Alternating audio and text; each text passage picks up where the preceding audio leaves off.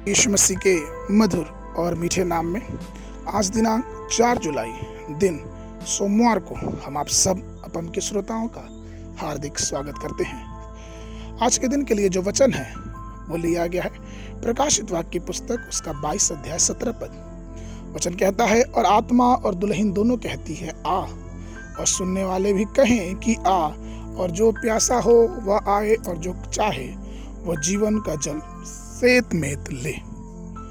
प्रभु मेरे प्रिय लोग, बाइबल बताती है कि जो प्यासा है वो प्रभु के पास आए। बाइबल की अंतिम पुस्तक के अंतिम अध्याय में हमारे पास आत्मा और दुल्हन की ओर से यह प्रेम पूर्ण निमंत्रण है।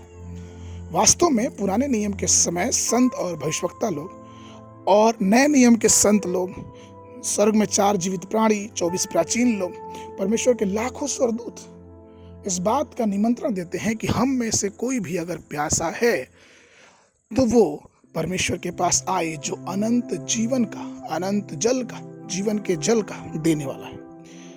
यह जानना कितना अद्भुत है कि पवित्र शास्त्र ऐसे निमंत्रण के साथ समाप्त होता है।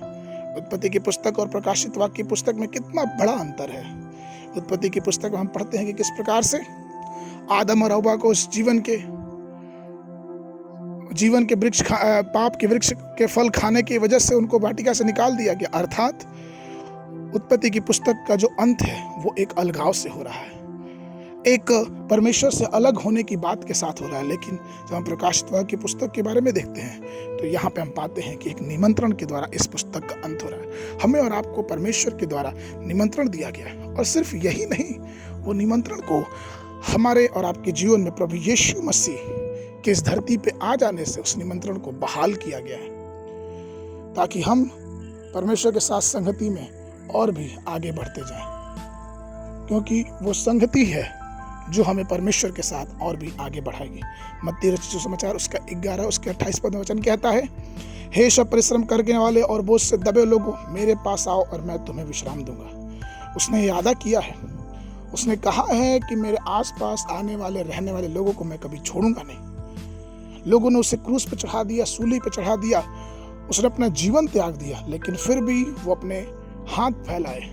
उसने मानव जगत को निमंत्रण दिया कि आओ स्वर्ग के राज के अधिकारी बनो। स्वर्ग से निमंत्रण केवल उसके लिए है जो प्रभु को खोजते हैं और उसके लिए प्यासे हैं। जब हम और आप पूरे पवित्र शास्त्र को पढ़ेंगे तो हम और आप पाएंगे कि प्यासे लोग को परमेश्वर ने किस प्रकार से आशीष देकर के उनकी प्यास बुझाई।